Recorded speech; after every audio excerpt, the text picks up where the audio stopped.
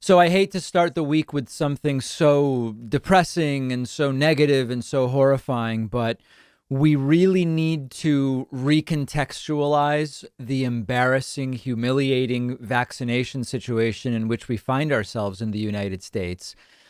In a situation where increasingly the right is focused on authoritarian Joe Biden because of his so-called vaccine mandates announced last week. Now, remember, the vaccine mandates announced last week, like, for example, if you have over 100 employees, you need to require a vaccination from them, or they can just be tested every week. So, like, there's a pretty simple way not to have to get vaccinated, even in those cases.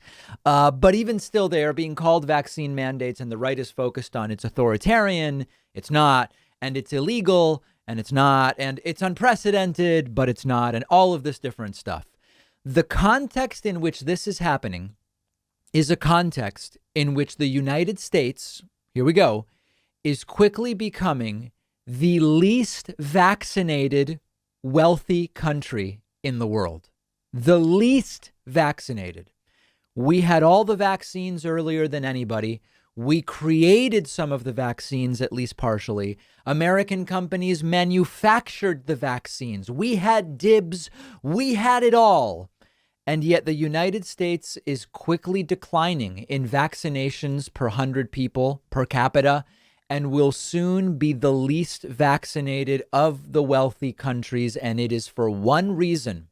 We have an overwhelming number of a special breed of ignorant political extremists whose ignorance has been channeled, could have been channeled into other things. The ignorance has now been channeled into thinking they shouldn't get the vaccine. Either for political reasons, they don't want to make Joe Biden look good by getting vaccinated, or they don't trust the vaccine and they've fallen for other conspiracy theories about it was rushed, or it changes your DNA, or it magnetizes you, or it demagnetizes you, or who knows, whatever.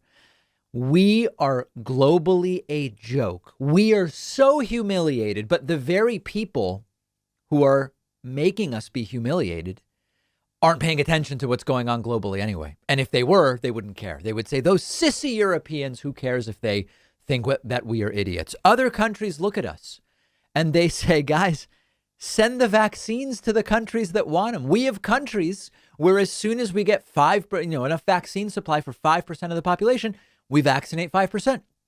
And then we get to 50% and 55% and on and on. If you have all these anti-vax morons, they are saying elsewhere, send us the vaccine. So let's look at the numbers.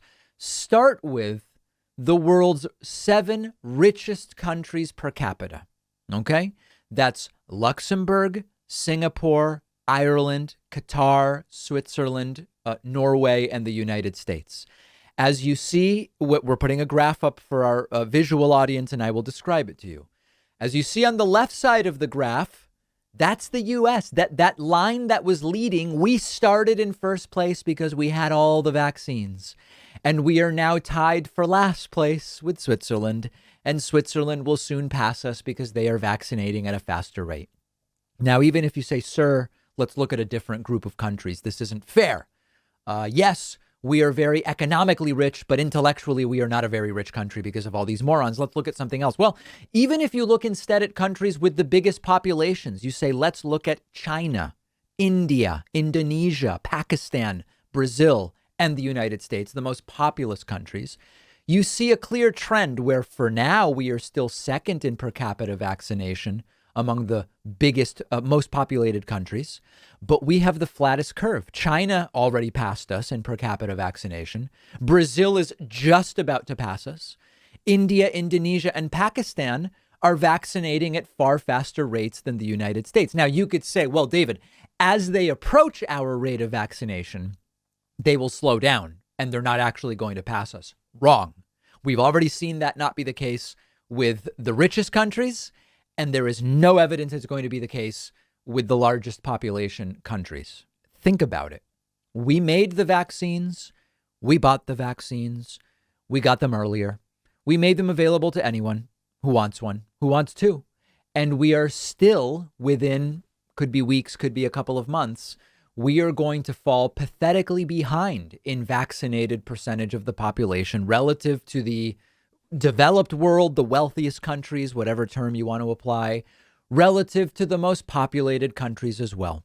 Now, just to show you, just as a reminder, because the people who most want to end all guidelines are some of the very people who don't want to get vaccinated, just to show you what vaccines can do. You know, everybody's been talking about Israel.